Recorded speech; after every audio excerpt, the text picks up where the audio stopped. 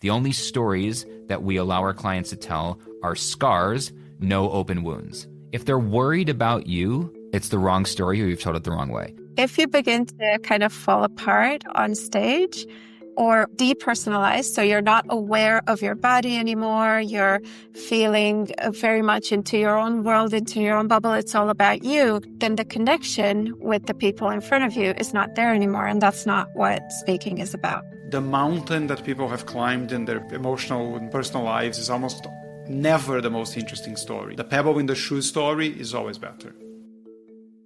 Welcome to the SpeakerPath. I'm Brian Miller, founder and principal consultant at Clarity Up. I'm Francisco Mafuz, the story specialist at Clarity Up. I'm Jana Joksma, Joe for Friends, and I'm the presence and performance specialist at Clarity Up. A handful of years ago, before I was working with either of you, Francisco, Joe, before any of us, we knew each other, but we weren't formally working together. I had somebody who was working with me on the TEDx Talks and the Conquer the Red Dot program.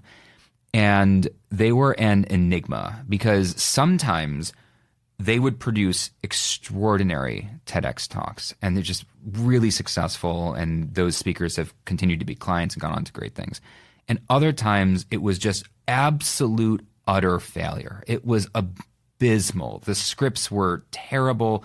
And the clients were unhappy and upset, and they'd reach out to me and just, I'm having a terrible experience. What do I do? And it took me a while to figure out why this person was so hit or miss. And what eventually I realized was they had deep trauma in their own background. And so they related very, very well to people who had trauma in their background and found it very easy to work with those kind of stories and turn them into a compelling narrative and pull lessons out of them. But when they were working with somebody who either didn't have trauma in their background or did but had not fully worked through it in therapy or any professional context, they had very, very bad time. There would be times when they were working with somebody who had no trauma in their background, and they literally, I could see when I would watch back the sessions, when I would review their sessions, that they were trying to pull a story of trauma out of somebody who had none. And then in the times when somebody had trauma, but it hadn't been fully processed or worked through, they would reduce this person to tears and come to me celebrating like they had a breakthrough. And I was in shock, and I was just mortified. And I had to say to this person working for me at one point, I had to say to them, we are not therapists. You are not qualified to mess around with people's trauma, with their emotions. You have no idea. And they were very offended at me saying this because they were like, well, this is a breakthrough and they're accessing their emotions. And I was like, you have no idea what you just opened up, and you are not capable or qualified. So we ended up with, I ended up preaching something that I'm not the first person to ever said this, but basically the only stories that we allow our clients to tell are scars, no open wounds, right? You can tell us a story that's a scar, but not an open wound. So we no longer work with that person for lots of reasons, including those. And ever since we've been working together, Francisco in particular on story, all the story has gotten much, much better and easier and more enjoyable, even when there are stories from trauma or darkness in the background. So with that framing, I'd love to hear, Francisco, from you, and then Joe from you in a different way, how you feel about working with traumatic stories or even just topics or ideas that are particularly heavy or dark. So I guess that depends a lot on context, right? So the advice that, it's the same advice you just mentioned, I just call it something different, which is scars, not scabs, right? Don't pick at it. If you pick at it and they bleed, then you're not ready to tell. But it depends on where you are telling those stories. If you're telling the story at the moth, or you're telling the story in a very particular event for a specific set of people where that is what they are expecting, then you probably still shouldn't be telling stories about scabs or open wounds, but you can work with those stories. But for most other contexts, that is just the wrong story to tell. In the vast majority of contexts, to go very deep into something painful is not typically what the message requires. It's uncommon that on a TED Talk, I mean, some TED Talks will be about very difficult subjects. You had clients before I joined where they were talking about very difficult subjects, and that is perhaps the story that they need. But it might not even be the story that you need, because the one that's likely to reduce you or the audience to tears might just be heavier than it needs to be, because now they can focus on anything else.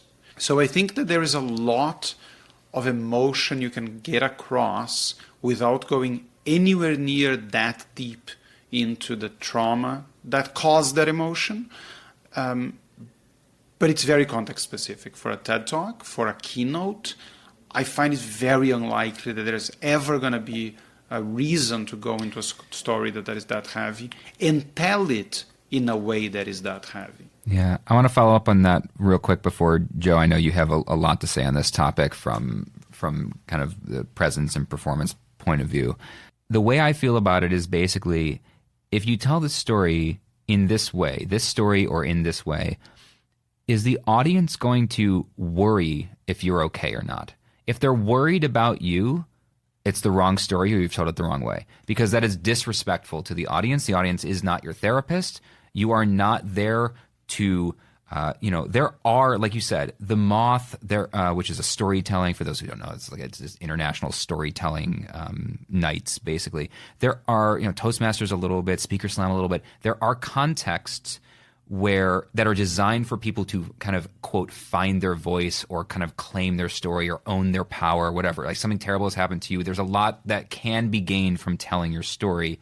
But as a professional speaker or a professional communicator, if suddenly the audience is worried about you, are you okay in this moment, then you have taken them out of their ability to learn from you and from your story, to get a lesson, which is your job as a communicator. So that's kind of how I think about it. Joe, I'd love to hear I'm sure you've worked with this a lot. Yeah. So first off, point number one, Brian, as you said, the audience is not the therapist. They did not consent to doing that work. And the question that I ask with speakers is, what is this doing for you? And that can tease open a lot around their motivation. Like, why do they really want to tell that story? Because if that sometimes is part of their processing, they're seeking that processing in the presence of someone else, and that can be an audience, then yeah, that's not the right reason to tell that story. The other thing is, on the topic of presence, when something like that is not processed, it's hard to remain present. We go into our own internal emotions, and there's something to say for cathartic experiences for the audience, right? Like the world's greatest tragedies have, lasted for millennia by now. They're great works of art. But is that what the audience is coming for? Because an art performance is something completely different from a keynote or a presentation or whatever else.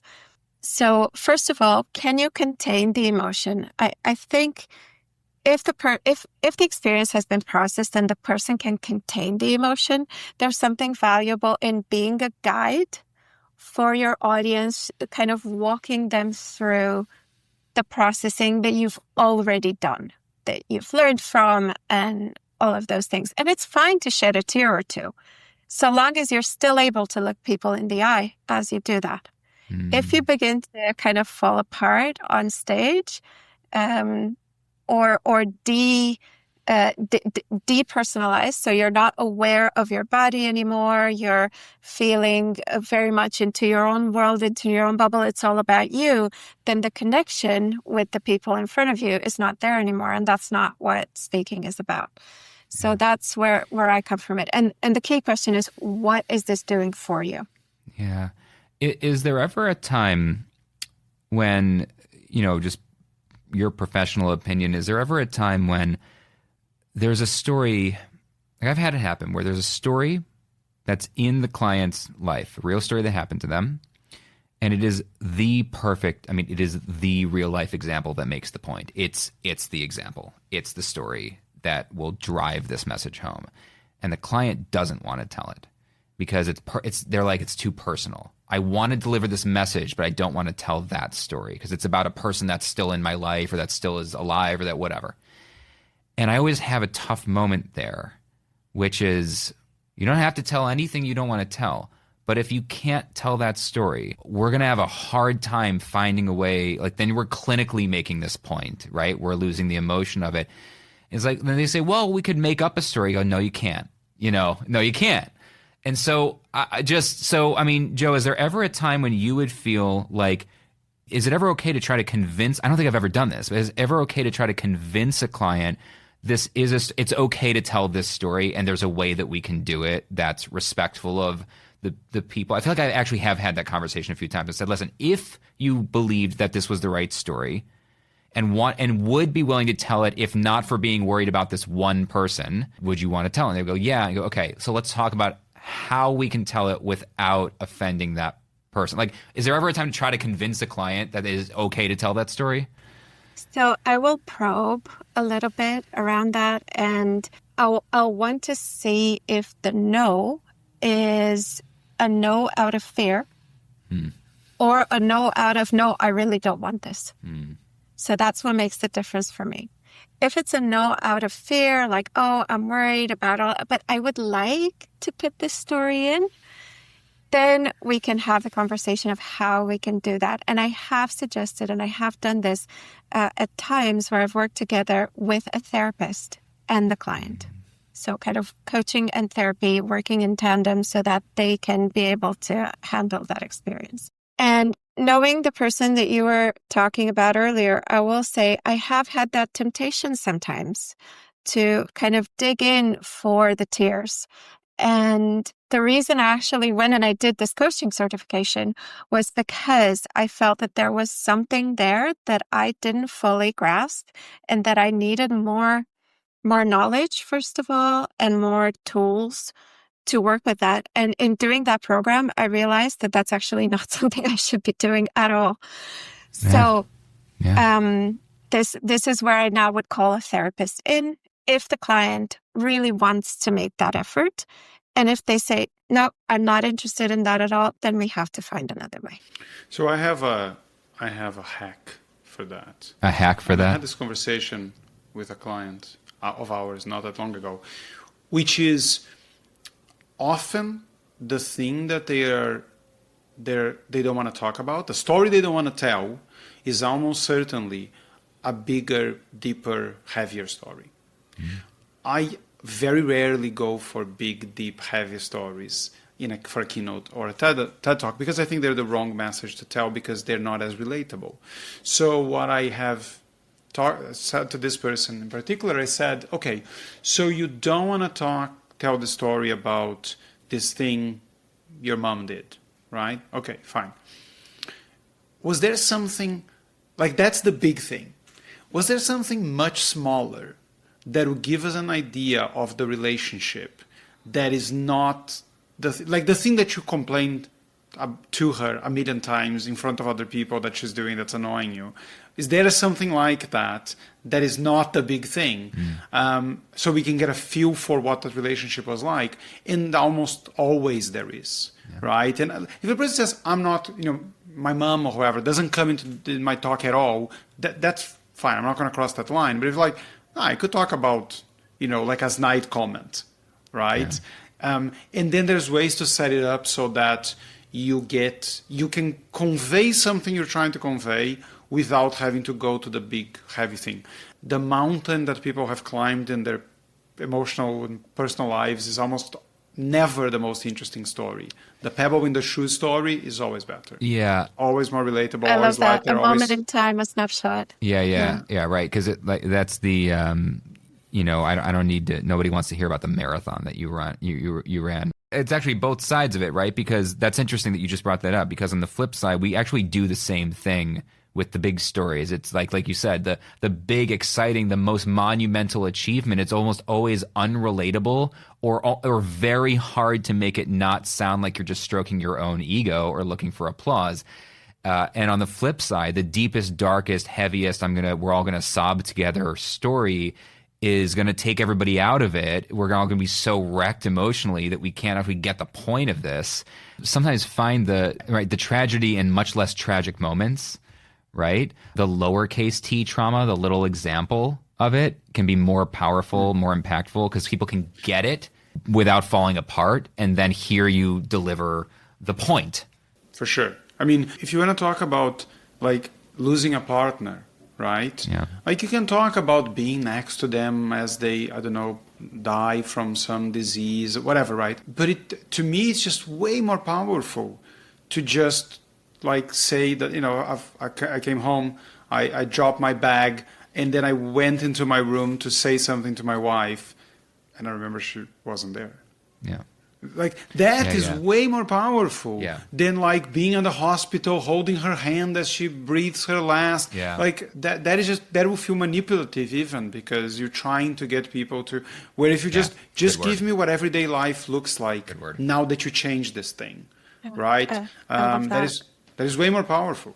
It's so embodied. Because people are going to go, I can't put myself in the position of being in the hospital with whatever. I can imagine, but I've never been anywhere like that. I haven't lived that.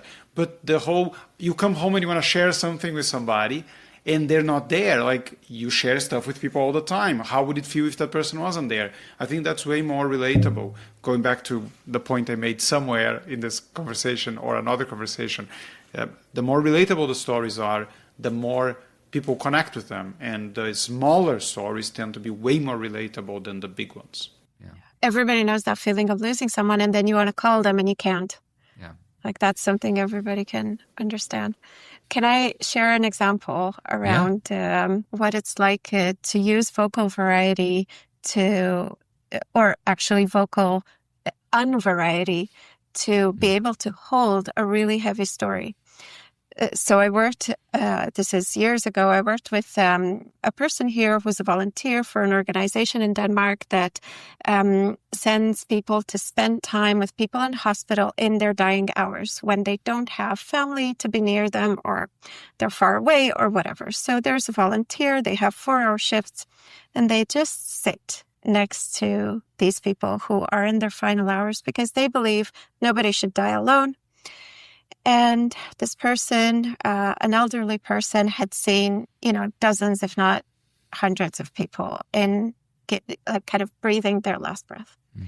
So we thought, okay, how are we going to tell these stories? He had a number of them. We had like a collage type of talk without, everybody being overwhelmed and creeped out and all of those things. And what we decided we would do would be that he would just sit down, as he did in the hospital. And he would just tell these stories like they were the most matter-of-fact thing, like very little inflection. So he was really grounded physically and figuratively, and really kind of calmly walking us through those stories.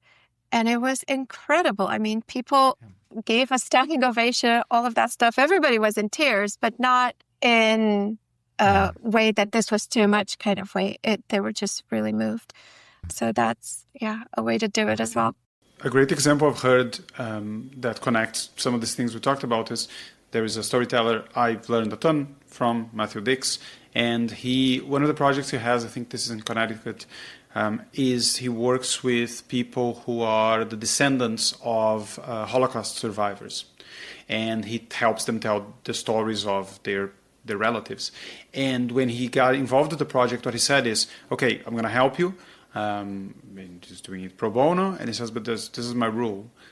You're not going to tell anyone else's story. You're going to tell your story. And they're like, but I'm not the survivor, right? It was my grandfather, it was my mother, whatever. It's like, yeah, sure. But I'm not interested in you telling a story in third person because it's going to be boring as anything. And, So they talk about their relationship with that person and how that person was. And they would drop in like later, I found out many years later that the reason they did this thing that I thought was really weird when I was a kid was because of this thing that had happened when they were, in a concentration camp or something. So it's just, it's way more interesting as a story. And it also makes it easier, again, for people to relate to it because it's like grandparents do weird things, right? And you don't know why they've done because we don't do a good enough job of asking, so it's like, how was growing up for you? Like, how did you get to the country? Like, whatever, right? And when you get that context, the fact that that context is the Holocaust is just much more powerful. But it's still a story about a kid relating to someone else that had a strange background compared to everyone else. And that's what we need to do. We need to find the relatable points in most stories. And even if you are, like, if you're the world's most famous singer, or if you are the president, right? No one is going to relate to that. But can they relate with how does the president take their kids to school, right? Like, how do you interact with your kids' teachers, right? Do you go into a parent-teacher meeting? Do you never go to those meetings? How does that work? I think that makes it a lot more interesting. Thanks for listening. Visit thespeakerpath.com to start your speaker path, because ideas don't speak for themselves. People do.